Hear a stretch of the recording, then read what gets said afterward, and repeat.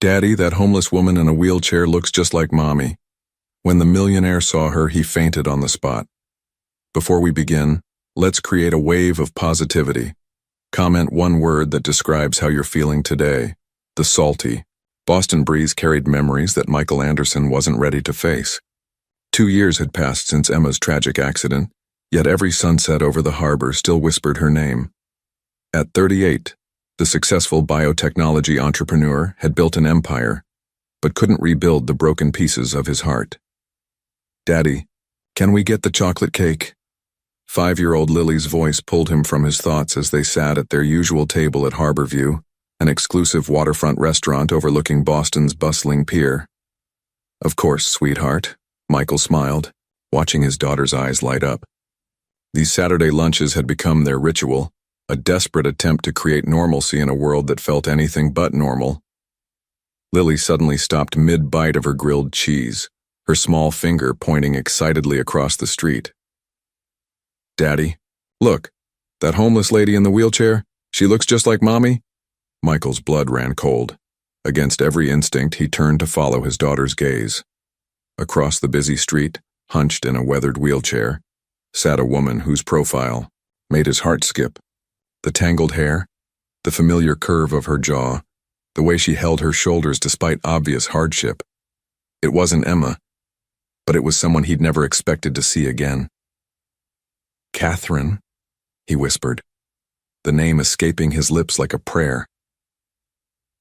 Without thinking, Michael stood abruptly, nearly knocking over his chair. Lily, stay right here with your lunch. Daddy will be back in just a moment. He rushed across the street, dodging traffic, his successful businessman facade crumbling with each step. As he approached the woman, she looked up with tired but unmistakably familiar green eyes. Kate Mitchell? His voice cracked.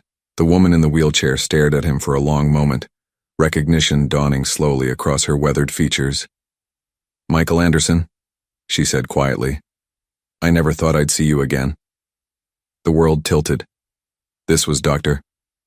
Catherine Mitchell, Emma's brilliant best friend from medical school, the promising neurologist who had vanished from their lives 8 years ago without explanation. And now here she was, broken and homeless, looking nothing like the confident woman who once shared Emma's dreams of changing the world. Michael's legs gave out, and everything went black. Cold water splashed against Michael's face as consciousness slowly returned. The harsh Boston pavement beneath him felt like a cruel awakening from a dream he wasn't sure he wanted to escape. Above him, Kate's weathered face came into focus, her green eyes filled with the same concern that once made her the most promising neurologist of her graduating class. Easy there, she whispered, her voice carrying years of exhaustion. You hit the ground pretty hard.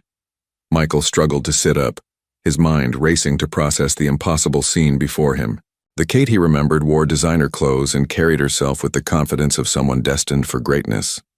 This woman, thin, scarred, with calloused hands gripping the wheels of an old wheelchair, seemed like a ghost of that brilliant future.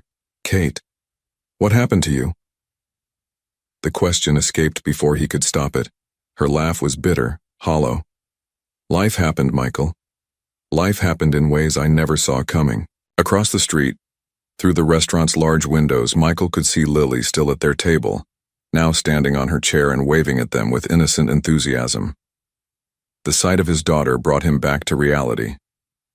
I have to get back to Lily, he said, steadying himself as he stood. But Kate, please, we need to talk.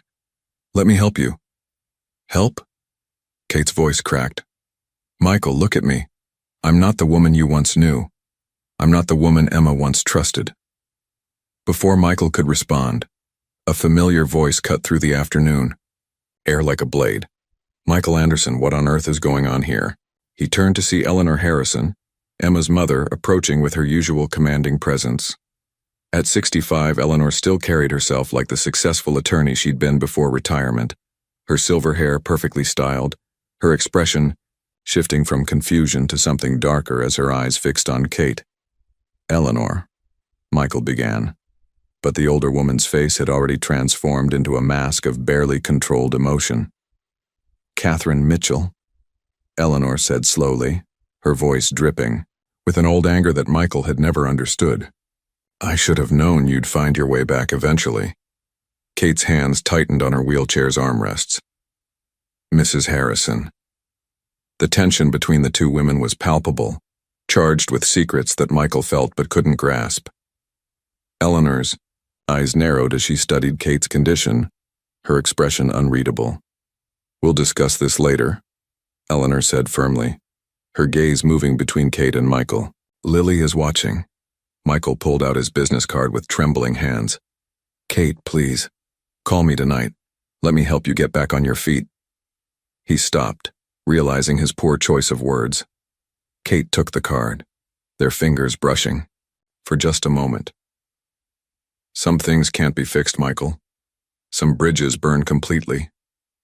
Not all of them, he whispered. Emma would want. Don't. Kate's voice was sharp, final. Don't tell me what Emma would want. As Michael walked back toward the restaurant, Eleanor's words followed him like a curse. You have no idea what you're getting yourself into. Back at their table, Lily bounced excitedly. Daddy, was that really Mommy's friend? She has the same pretty eyes. Michael forced a smile, but his hands shook as he reached for his coffee. Across the street, Kate was wheeling away, growing smaller with each turn of her wheels. Eleanor stood watching her go, her face a storm of emotions Michael couldn't begin to decipher.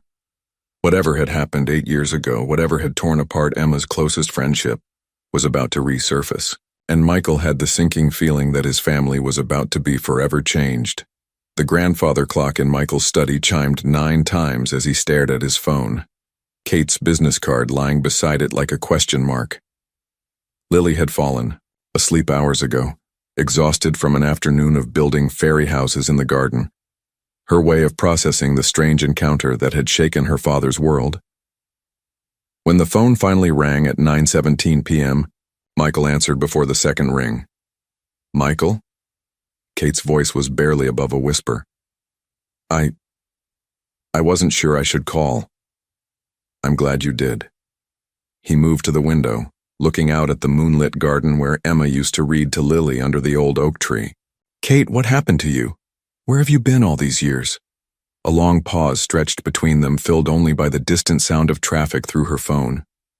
3 years ago, I was in a car accident, Kate began, her voice steady but fragile. Spinal injury, T12 complete. The doctor said I'd never walk again.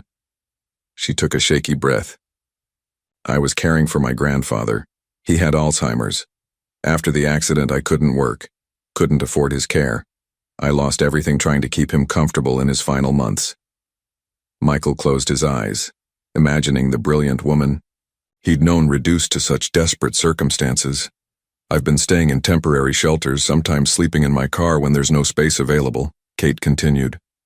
Today was the first time I'd been to that part of the city in months. I was there for a job interview that didn't go well. Kate, listen to me, Michael said, the idea forming even as he spoke. Lily needs someone. Since Emma died, she's been so withdrawn, so quiet. But today, when she saw you, she smiled for the first time in months. Really smiled. Michael, what are you saying? I'm saying I want to offer you a job. Live-in caregiver for Lily. Your own room, full benefits, a chance to get back on your feet. The words tumbled out faster than he could think them through.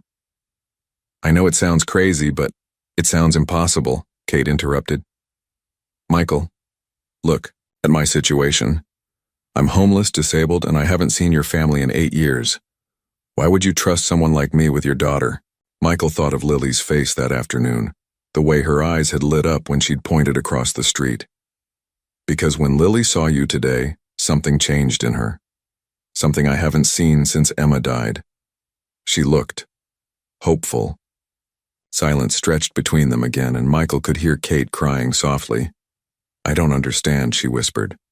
After everything that happened, after the way I left. What did happen, Kate? Emma never told me why you two stopped talking. One day you were her best friend, planning to be her maid of honor, and the next day you were gone. I can't. Kate's voice broke. There are things about that time that I still don't fully remember. The night before graduation, everything is just fragments. Michael leaned against the window frame, watching a shooting star streak across the dark sky. Maybe it's time we figured it out together. What do you say, Kate? Will you come home?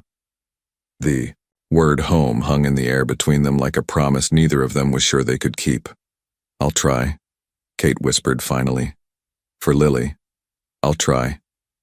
As Michael hung up the phone, he had no idea that upstairs Eleanor was listening from the guest room phone, her face pale with an old fear that Kate Mitchell's return would uncover secrets some people would kill to keep buried. The Anderson mansion's front door slammed with such force that the crystal chandelier trembled. Eleanor Harrison stormed into the foyer like a woman possessed, her usually perfect composure shattered beyond recognition. Have you completely lost your mind?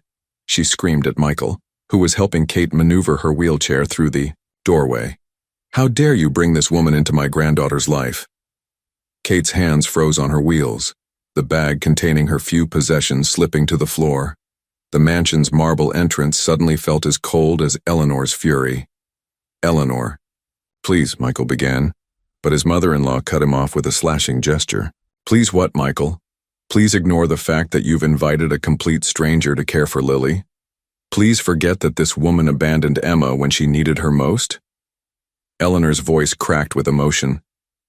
Please pretend that I don't know things about Catherine Mitchell that would make your blood run cold? What things? Michael demanded, but Eleanor's lips pressed into a thin line. Grandma Eleanor? Lily's small voice drifted down from the top of the grand staircase. The 5-year-old sat on the top step in her princess pajamas, clutching her stuffed unicorn. Why are you yelling? The sight of her granddaughter immediately deflated Eleanor's rage. Kate, meanwhile, looked up at the little girl with such tenderness that Michael's heart clenched. Hi, sweetheart, Kate called softly. Remember me from the restaurant?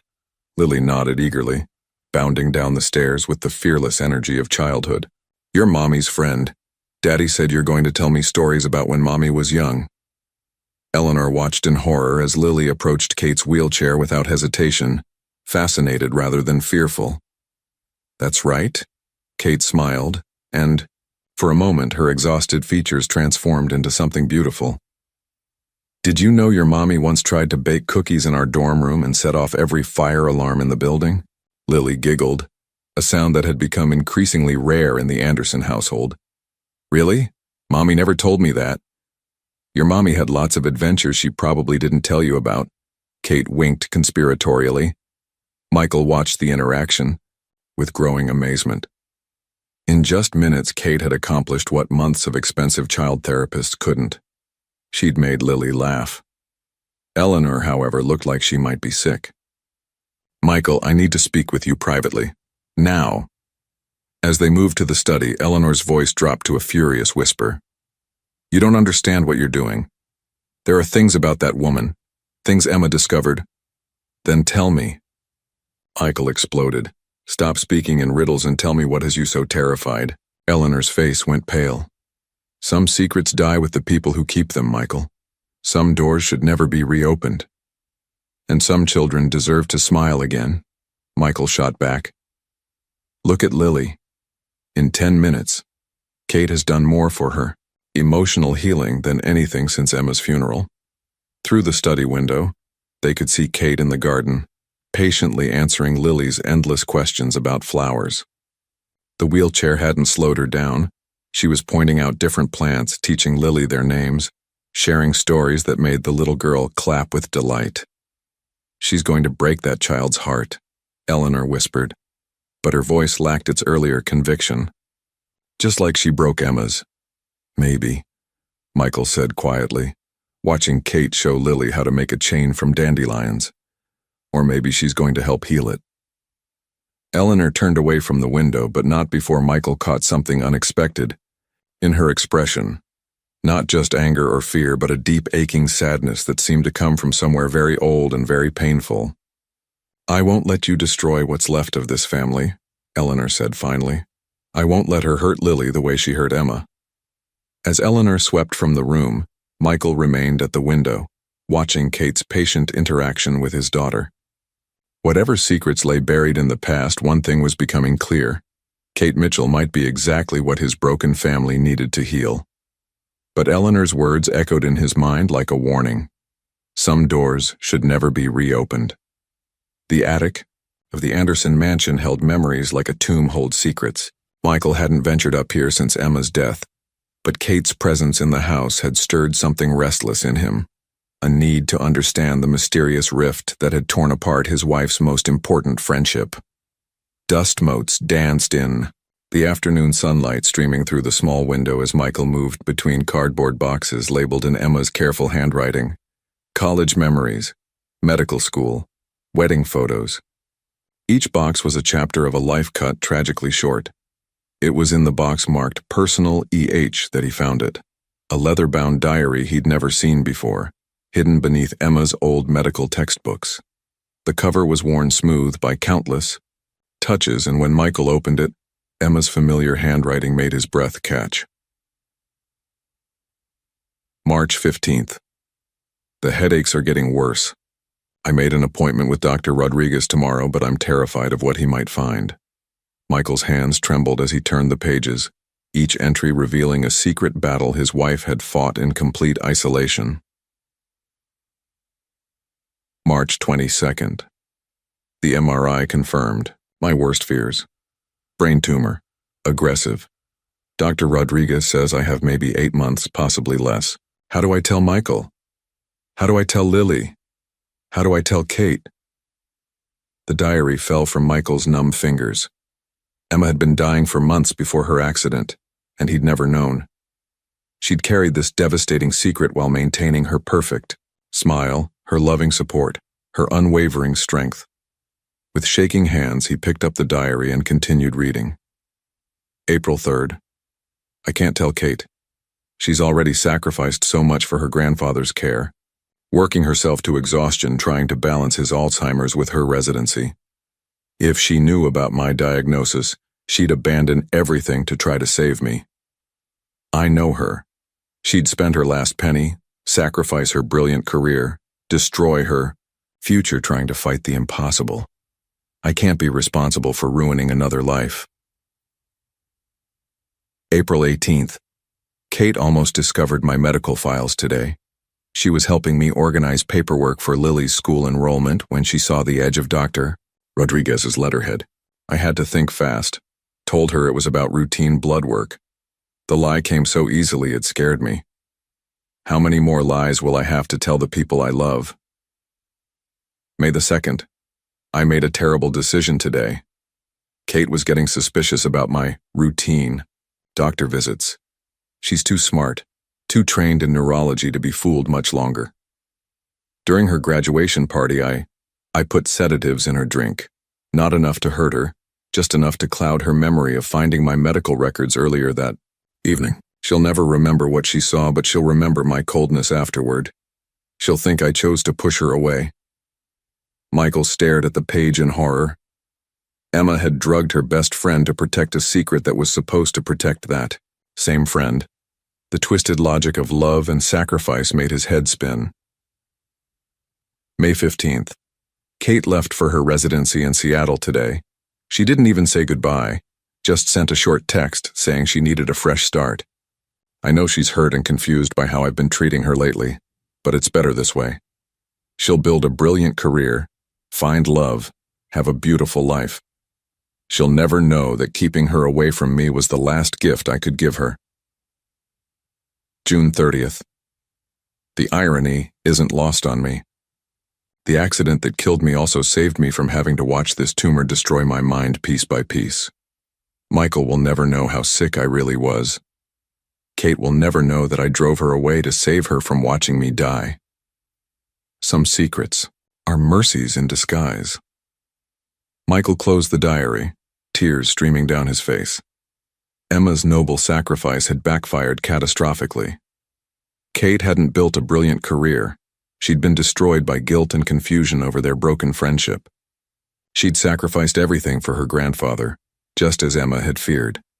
But without the support system Emma's friendship could have provided. From downstairs, he could hear Kate reading to Lily, her voice gentle and warm as she brought fairy tales to life. The sound of his daughter's laughter drifted up through the floorboards like music. Emma had tried to save Kate from sacrifice, but her secret had condemned Kate to years of isolated struggle. Now, by bringing Kate home, Michael was finally fulfilling his wife's true wish, that the people she loved most would find their way back to each other.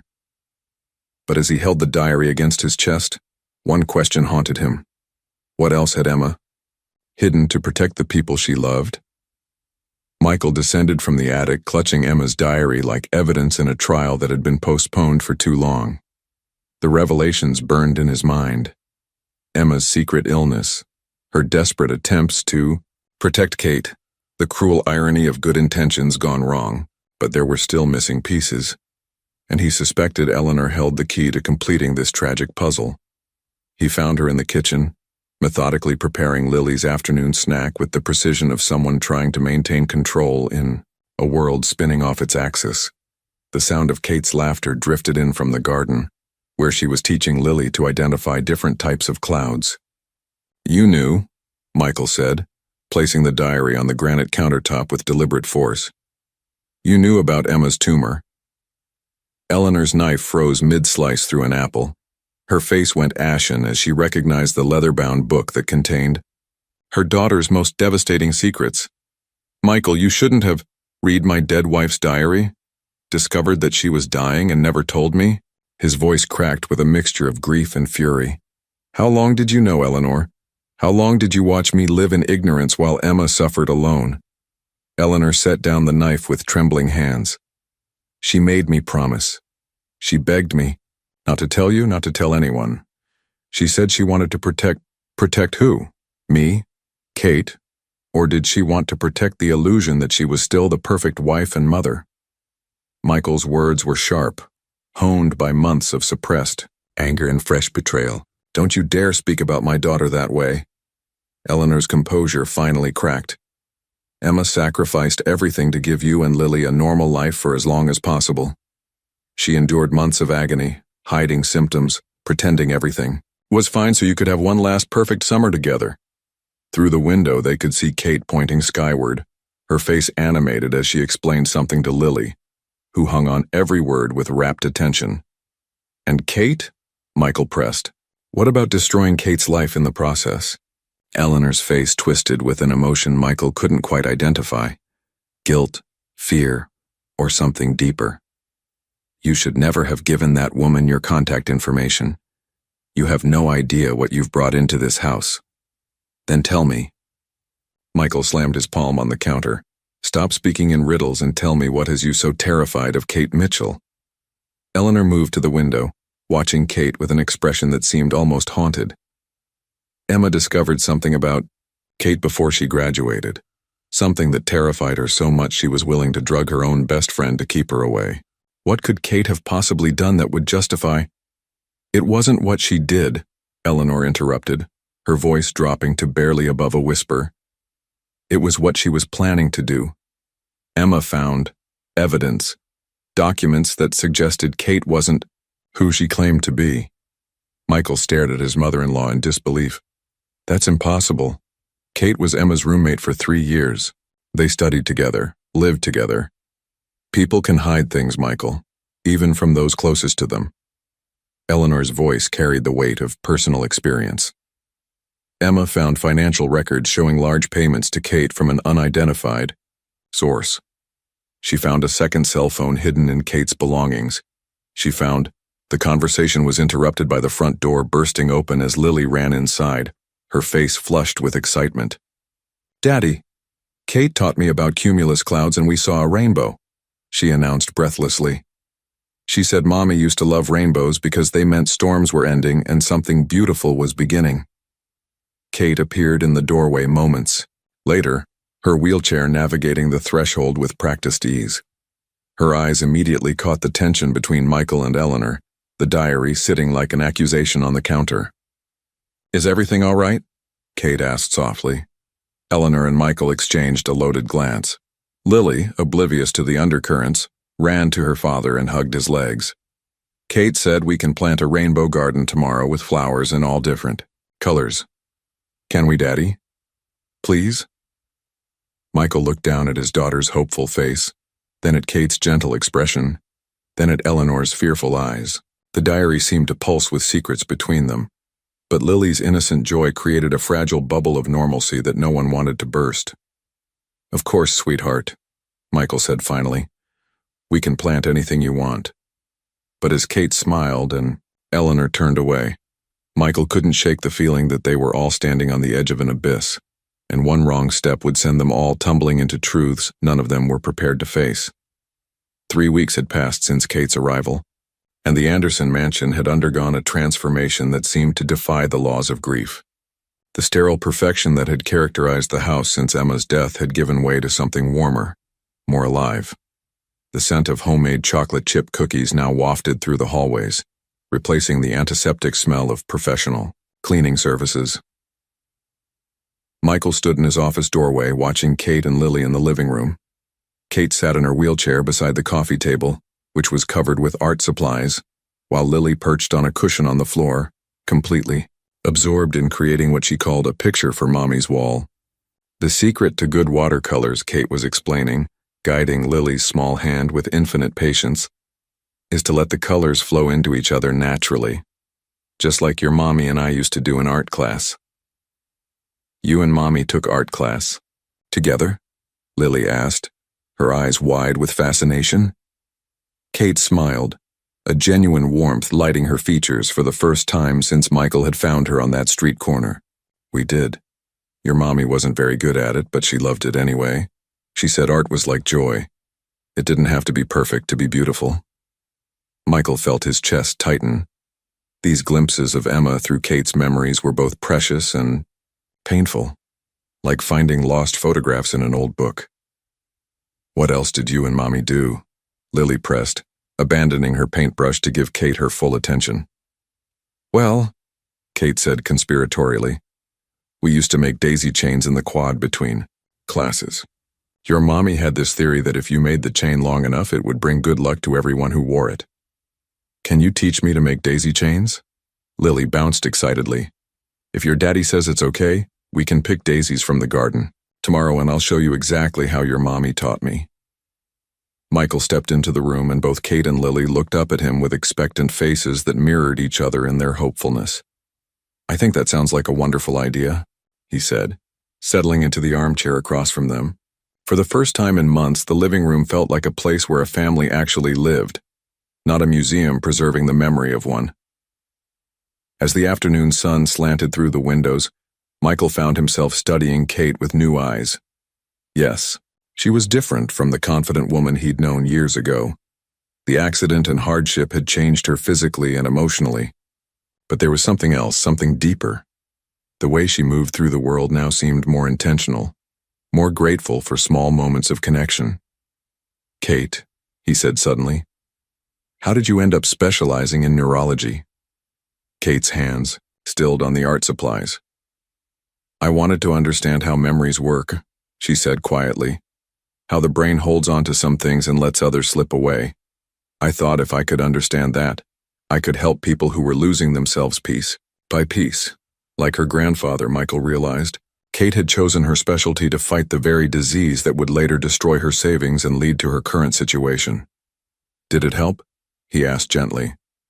Understanding how memory works? Kate was quiet for a long moment, watching Lily carefully, blend blue and yellow to create green. Sometimes I think forgetting is a mercy, she said finally. There are parts of that last year of medical school that I still can't remember clearly. Maybe that's for the best. Michael thought of Emma's diary, of the sedatives and lies and desperate attempts to protect. Maybe Kate's fragmented memories were indeed a mercy, but they were also a prison, keeping her trapped in guilt and confusion about a friendship that had been sacrificed on the altar of good intentions. Kate, Lily said suddenly, looking up from her painting with serious 5-year-old eyes, do you think Mommy can see us from heaven? Kate's breath caught, and Michael tensed, waiting to see how she would handle such a loaded question. I think, Kate said carefully, that when people love us as much as your mommy loved you, that love doesn't just disappear. It finds new ways to show itself. Maybe through the flowers that bloom in your garden, Or the way you laugh when you're happy, or the people who come into your life just when you need them most. Lily nodded solemnly, as if this explanation made perfect sense. Like how you came to teach me about daisy chains just like Mommy would have. Kate's eyes filled with tears, and she reached out to smooth Lily's hair with a tenderness that made Michael's throat close up. Exactly like that, sweetheart. Exactly like that. As Michael watched this gentle exchange, he felt something shift inside him, a recognition that Kate wasn't just helping Lily heal from her mother's loss. She was helping all of them remember what it felt like to be a family again.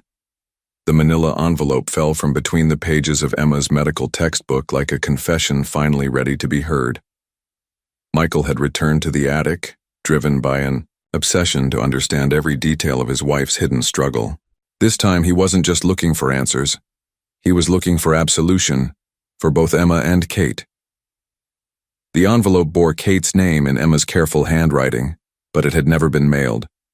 The letter inside was dated just 2 weeks before Emma's fatal accident, and as Michael unfolded it, his hands trembled with the weight of secrets about to be revealed. My dearest Kate, by the time you read this letter, I will be gone. Not by accident, as everyone will believe, but because this tumor is stealing my mind piece by piece, and I refuse to let it take my dignity too. I need to confess something that has haunted every day since our graduation. The night you found my medical files when you discovered my diagnosis, I drugged you. I put sedatives in your wine because I couldn't bear the thought of you sacrificing your brilliant future to fight an unwinnable battle. I know you don't remember finding those test results, but you do remember how cold I became afterward. You remember the cruel words I said, the way I pushed you away. You blame yourself for the death of our friendship, but the blame is entirely mine. Kate, you would have given up everything to save me. You would have abandoned your residency, spent your life savings on experimental treatments, devoted your every waking moment to my care. I know this because it's exactly what you did for your grandfather, and it's exactly the kind of person you are. Too generous, too loving, too willing to sacrifice yourself for others. I couldn't let you do that again. So I made myself into someone you could walk away from. I made you believe I no longer valued our friendship. I let you think the worst of me because it was easier than watching you destroy your future trying to save my past. But now I see how my protection became your prison. Eleanor tells me you've been struggling, that caring for your grandfather while maintaining your career has nearly broken you. The very sacrifice I tried to prevent, you've been making anyway, just alone, without the support system our friendship could have provided. If you're reading this, it means something has brought you back into Michael and Lily's lives. Please don't let my mistakes keep you from the happiness you deserve. Let yourself be loved, Kate. Let yourself accept help the way you've always given it so freely to others. The woman reading this letter is the same brilliant, compassionate person who wanted to spend her life healing broken minds. Don't let my broken choices convince you that you're anything less than extraordinary. With all my love and deepest regret, Emma P.S. I've enclosed something that belongs to you. I never should have kept it. Michael's vision blurred as he reached for the small object wrapped in tissue paper at the bottom of the envelope.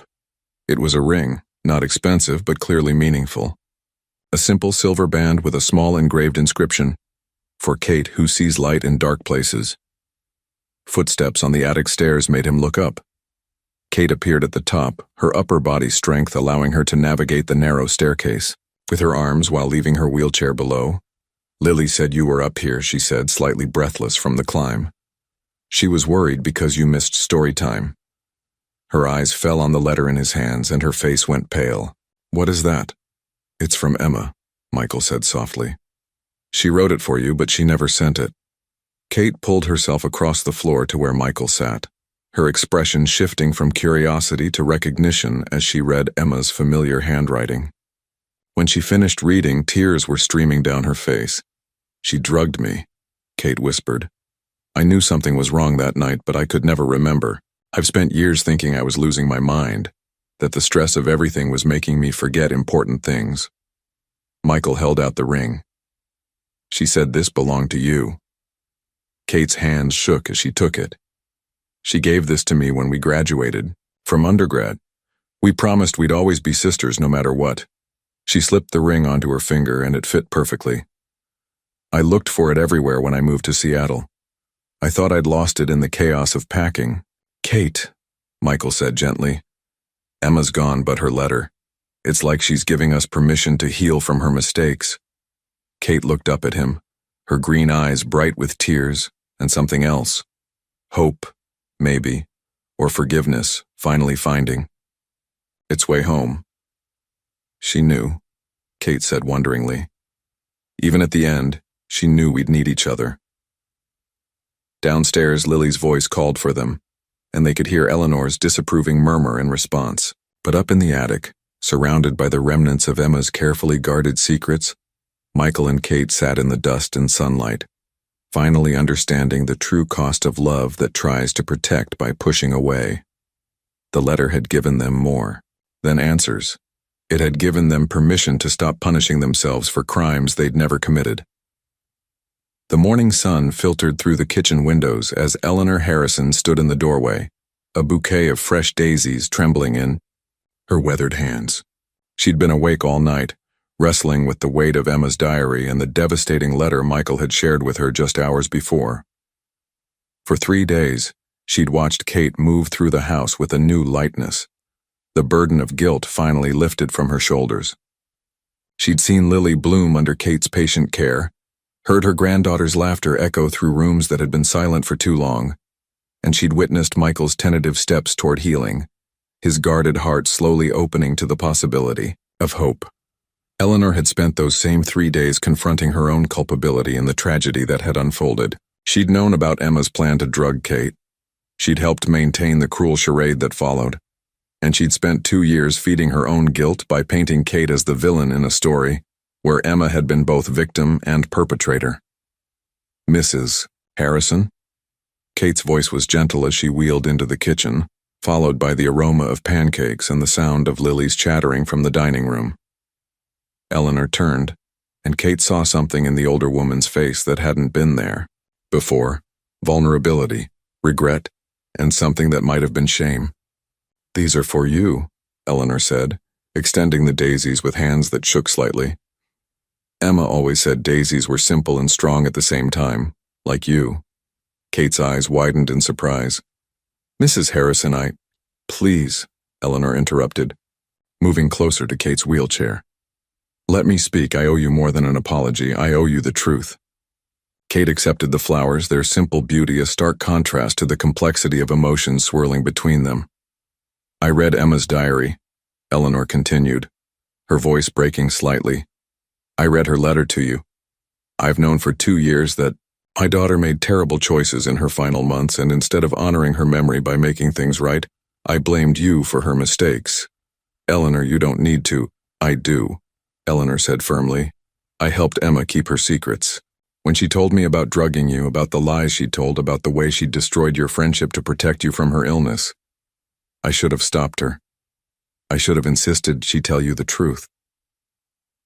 Through the kitchen window, they could see Lily in the garden, carefully arranging pebbles into patterns, her concentration absolute and peaceful. "But I was terrified," Eleanor admitted. "Terrified of losing control, of watching my daughter's carefully constructed world fall apart. So I became her accomplice in a deception that hurt everyone it was supposed to protect." Kate reached out and gently touched Eleanor's arm. "You were a mother watching her daughter die. You can't blame yourself for trying to honor her wishes." "But I can blame myself for what came after," Eleanor said, tears flowing freely now.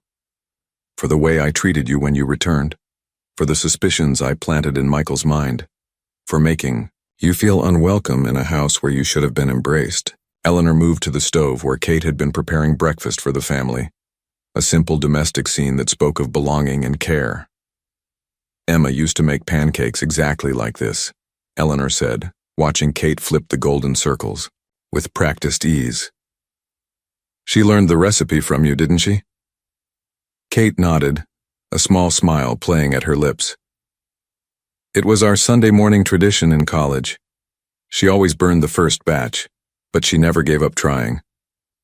She talked about those Sunday mornings," Eleanor said softly, Even at the end, when the tumor was affecting her memory, she remembered making pancakes with her best friend. She remembered feeling safe and loved and young. They stood together in comfortable silence for a moment, the weight of shared grief, a newfound understanding settling between them like a foundation being laid. "Kate," Eleanor said finally, "I want you to know that I see what you've done for this family. The way Lily lights up when you walk into a room. The way Michael has started smiling again. The way this house feels like a home instead of a mausoleum. They've done just as much for me," Kate replied. "Maybe more." Eleanor nodded, then surprised Kate by leaning down and gently embracing her. "Emma was right about you," she whispered. "You do see light in dark places, and you've brought that light back to us when we needed it most." From the dining room, Lily's voice called out, "Grandma Eleanor, Kate, come see what I made." As they moved toward Lily's excited summons, Eleanor felt a weight she'd carried for 2 years finally beginning to lift. Emma's mistakes had caused immeasurable pain, but perhaps finally they could also lead to healing. The daisies sat on the kitchen counter, simple and strong, a symbol of new beginnings blooming from old sorrows. Eleanor's hands trembled as she placed 3 sealed envelopes on the kitchen table, each bearing different handwriting dates. 1 year later, when Kate returns, and when love is ready. The letters had been hidden in Emma's jewelry box wrapped in tissue paper, like precious secrets waiting for their moment. "I found these yesterday while sorting through Emma's things," Eleanor said, her voice heavy with revelation. "There are more letters, Michael. So many more." Kate and Michael sat across from each other, the weight of new discoveries settling between them like puzzle pieces finally clicking into place. "She planned this," Michael whispered, staring at the envelope marked, "When Kate returns." "Emma, actually, planned for us to find each other again." Eleanor nodded, pulling out a chair with shaking legs. "The restaurant where you had lunch with Lily that day, Emma chose it specifically. She knew Kate had been staying at the shelter 3 blocks away. She knew Kate would walk past there looking for work." "That's impossible," Kate breathed. "How? Could she have known I'd be in Boston? I was living in Seattle when she died." "Because she arranged for your grandfather to be transferred to a care facility here," Eleanor said quietly. "Emma used her medical connections to ensure he received better treatment in Boston. She knew you'd follow him." The room fell silent except for the ticking of the kitchen clock and Lily's distant laughter from the garden. "The timing of your accident," Eleanor continued, her voice barely audible. "Emma had been tracking your life through mutual friends.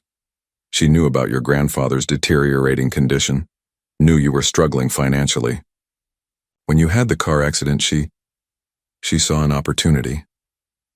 Michael's face went pale. "Are you saying Emma somehow caused—" "No," Eleanor said quickly. "Never that.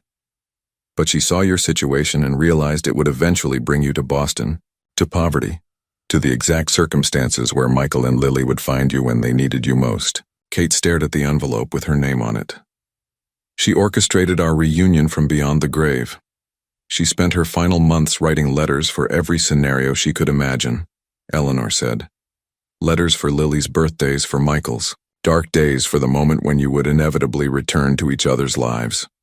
Eleanor stood and moved to the window, watching Lily chase butterflies in the garden that Kate had helped her plant. "Emma told me something before she died," Eleanor said. "She said love wasn't just about being together. It was about making sure the people you love could find happiness even after you're gone." Michael reached across the table and took Kate's hand. "She gave us her blessing before we even knew we needed it." "More than that," Kate said, tears falling onto the unopened envelope. "She gave us each other." Outside, Lily's voice called to them, joyful and carefree. Through the window, they could see her wearing a crown of daisies, spinning in circles, among the flowers they'd planted together. Emma's plan hadn't just been about bringing them together. It had been about creating a family that could heal from love's deepest wounds and bloom again, stronger than before. "Aunt Kate, did you used to be a doctor like the ones on TV?" Lily's innocent question hung in the air as she sat cross-legged on Kate's bed, watching her brush her hair before bedtime. The simple inquiry struck Kate like lightning, illuminating dreams she'd buried beneath years of survival and loss. "Was studying to be one," Kate said softly, setting down the brush. "But sometimes life takes us in different directions." "But you could be one again, right?" Lily persisted with the relentless logic of childhood. "Daddy says you're the smartest person he knows." That night, Kate lay awake staring at the ceiling, Lily's words echoing in her mind. The next morning, she found Michael in his study, surrounded by papers and coffee cups. "Michael, I need to ask you something," she said, wheeling closer to his desk. "Do you think it's too late for someone like me to return to medicine?" Michael looked up, his eyes immediately brightening with understanding. "Kate, it's never too late to reclaim your dreams." He stood and moved to a file cabinet, pulling out a folder that seemed to have been waiting for this exact moment. "After I read Emma's diary, I did some research. I contacted Dr. Stevens at Boston General. He was your mentor during medical school, wasn't he?" Kate's eyes widened. "David Stevens? But I haven't spoken to him in years." "He remembers you," Michael smiled. "In fact, when I told him about your situation, he said the neurology department has been looking for someone with your specific expertise. They need a specialist who understands both the medical and personal sides of neurological trauma." Michael pulled out a letter from the folder. "Emma wrote this, a recommendation letter to Dr. Stevens. She never sent it, but she kept updating it over the years, tracking your grandfather's care, your resilience, your growth." Kate took the letter with trembling hands, reading Emma's words about her compassion, her brilliant mind, her unique understanding of patient care born from personal experience. "There's more," Michael said gently. "Emma saved all your medical, school certificates, your transcripts, even your research papers. She kept everything as if she knew someday you'd need them again." "She never stopped believing I'd return to medicine," Kate whispered. "And neither should you," Michael said. "Dr. Stevens wants to meet with you next week. They have adaptive equipment, support systems for physicians with mobility challenges. Your wheelchair wouldn't be a barrier, it would be an asset, showing patients that limitations don't define capabilities." Kate looked out the window at Lily playing in the garden, then back at Michael's encouraging face. "I could still help people heal their minds." "You've already started," Michael said. "You've helped heal ours." That evening, as Kate tucked Lily into bed, the little girl looked up with sleepy eyes and said, "I told everyone at school my Aunt Kate is going to be a brain doctor. They think that's the coolest thing ever." "What if I'm not ready?" Kate asked. "Mommy used to say being ready isn't about not being scared," Lily replied with 5-year-old wisdom. "It's about doing the right thing even when you are scared." Kate kissed Lily's forehead, feeling Emma's presence in her daughter's wise words. Tomorrow she would call Dr. Stevens. Tomorrow she would take the first step toward reclaiming the future Emma had never stopped believing she deserved. The spring afternoon had started perfectly clear, but as Kate, Michael, and Lily knelt in the garden planting the daisy seeds they'd carefully selected together, gray clouds began gathering overhead with the promise of rain. "Are you sure these will grow, Aunt Kate?" Lily asked, patting soil over the tiny seeds with her small hands. "Your mommy always said daisies were the bravest flowers," Kate replied, smoothing the earth gently. "They grow almost anywhere, even in places where other flowers can't survive." Michael watched Kate's patient interaction with his daughter, marveling at how naturally she'd stepped into their lives. The past month had brought remarkable changes. Kate had met with Dr. Stevens and would begin her residency completion program next week. Lily was thriving with renewed joy, and the household hummed with life again. The first raindrops began to fall, large and warm, creating tiny craters in the freshly turned soil. "Oh no," Lily exclaimed. "The rain will wash away our seeds." "Actually," Kate laughed, tilting her face up to catch the drops. "Rain helps seeds grow. Your mommy loved dancing in the rain. She said it washed away all the worries and made room for new dreams." Michael's breath caught at this memory he'd never heard before. "Emma danced in the rain?" "Every chance she got," Kate smiled, water beginning to streak down her cheeks. "She said raindrops were like tiny blessings falling from heaven. The rain began falling more steadily, and Michael found himself remembering a promise he'd made to Emma during their engagement, that they would dance in their first rain shower as a married couple. Life had been so busy, and they'd never found the time. Acting on impulse, Michael stood and walked to Kate's wheelchair. "May I?"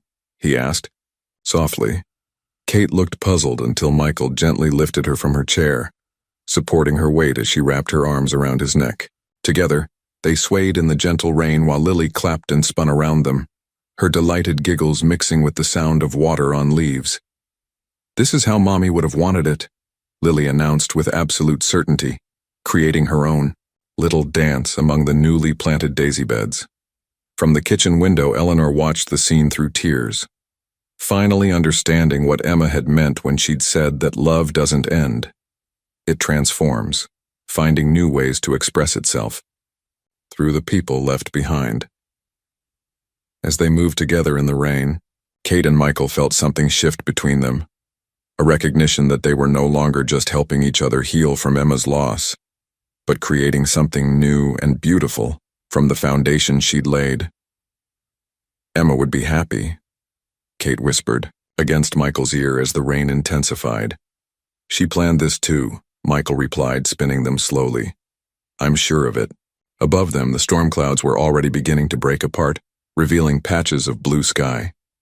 Soon there would be a rainbow, the kind Emma had always said meant beautiful things were beginning after the storms had passed. The daisies would grow strong in this rain, just as their family was learning to bloom again in the space where grief and joy, endings and beginnings, could coexist in the same garden.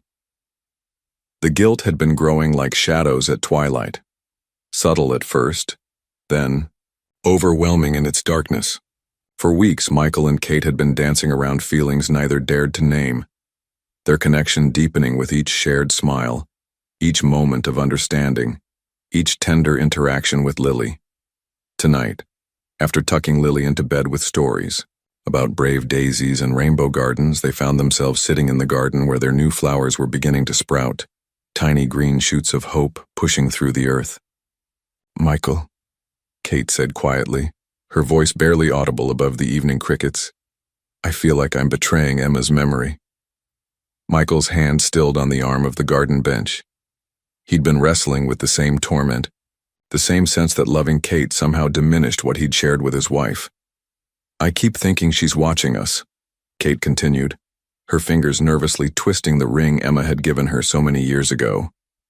"And I wonder if she would forgive us for whatever this is becoming." Michael stood and walked to the edge of the garden, where Emma's favorite rose bush bloomed in defiant beauty. "I found another letter," he said finally, "one I wasn't sure I should share." Kate's wheelchair moved softly across the stone path as she joined him. "From Emma?" Michael nodded, pulling the familiar envelope from his jacket pocket. "This one was addressed to me. She wrote it 3 days before the accident." With trembling hands, he unfolded the letter and began to read by the soft glow of the garden lights. "My dearest Michael, if you're reading this, it means my plan worked, and Kate has found her way back to you and Lily. By now, you've probably discovered the truth about why she left, and hopefully you've begun to see what I always saw, that Kate Mitchell has the biggest heart of anyone I've ever known. I need you to know something that might surprise you. I've seen the way you look at Kate. Even when we were all in college together, even when you were falling in love with me, there was something in your eyes when you watched her care for others, when you saw her brilliant mind at work. You respected her in a way that made me love you even more. I'm not telling you this to cause pain, but to give you permission. Love isn't a finite resource, Michael.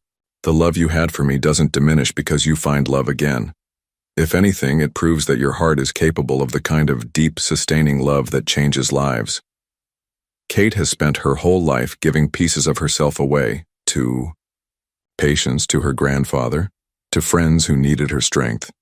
She deserves someone who will cherish every part of her, someone who understands that her wheelchair doesn't define her any more than my death defines our marriage. If you're falling in love with her, don't fight it. If she's falling in love with you, help her believe she deserves it. You both have my blessing, my encouragement, and my eternal gratitude for giving Lily the loving family she needs. The heart has infinite capacity for love, my darling. Don't let guilt convince you otherwise." Michael's voice broke as he finished reading, and Kate was crying openly, her hands pressed to her mouth. "She knew," Kate whispered. "Before we even knew ourselves, she knew. She wanted this for us," Michael said, sitting on the garden bench and pulling Kate's chair close to him.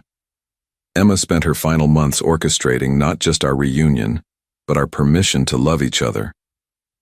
Kate reached out and took his, and their fingers intertwining naturally. "I've loved you since college," she admitted, her voice raw with honesty. "I respected your relationship with Emma too much to ever say anything, but the feelings were always there. And I've been drawn to you since the day we met," Michael confessed. "Your strength, your compassion, the way you see hope in impossible situations. Emma knew that about me before I understood it myself." Under the star-filled sky, surrounded by the daisies they'd planted together and blessed by Emma's written words, Michael and Kate finally allowed themselves to acknowledge what had been growing between them. Not a betrayal of the past, but a fulfillment of Emma's deepest wish for their happiness. When Michael leaned down and Kate reached up, their first kiss was tender, hesitant, and then confident, sealed by love, sanctioned by blessing, and witnessed by the garden that had become their sanctuary of healing. 1 year had passed since that life-changing lunch by the harbor, and the Anderson house buzzed with celebration. Kate had successfully completed her medical residency and would start as a practicing neurologist next month. Lily had grown into a confident 6-year-old whose laughter filled every room, and Michael had learned to love again without diminishing the love he'd shared with Emma. "Daddy, there's something in the attic." Lily's excited voice echoed down the stairs as she bounded into the living room, her face flushed with discovery. "I was looking for my old teddy bear, and I found a treasure chest." Michael and Kate exchanged glances. They thought they'd found all of Emma's hidden surprises, but apparently, she'd had one final gift waiting for the right moment. "A treasure chest?" Kate asked, wheeling closer to Lily's animated storytelling. "It's locked, but there's a little golden key tied to it with a pink ribbon," Lily explained, tugging on Michael's hand. "Come see, please." The three of them made their way to the attic, where indeed, tucked behind a stack of Christmas decorations, sat an ornate wooden chest that none of them had noticed before.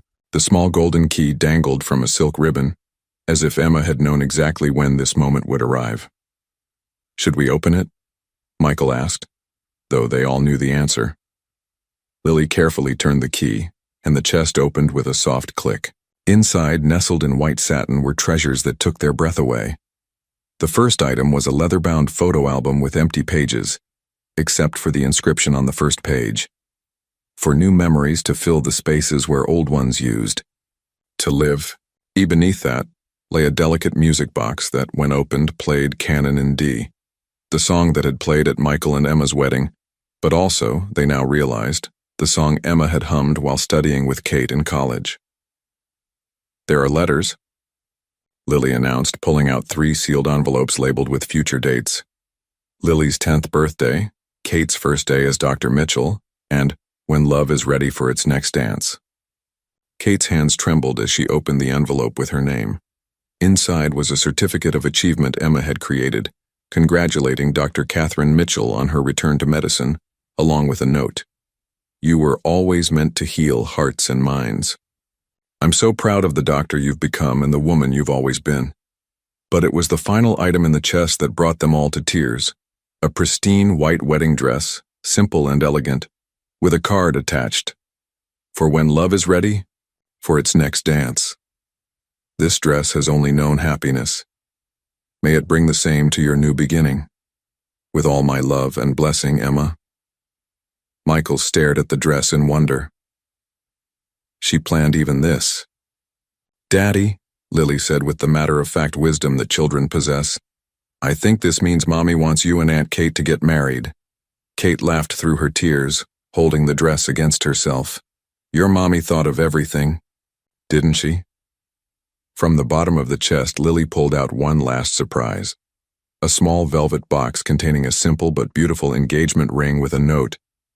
"For the proposal I know is coming. Because some love stories are meant to have happy, new chapters.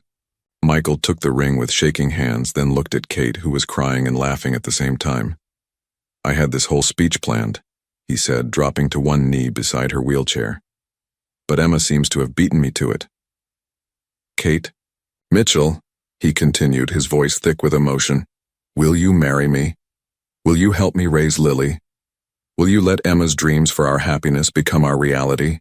Kate's answer was a kiss that tasted of tears and joy and promises of forever.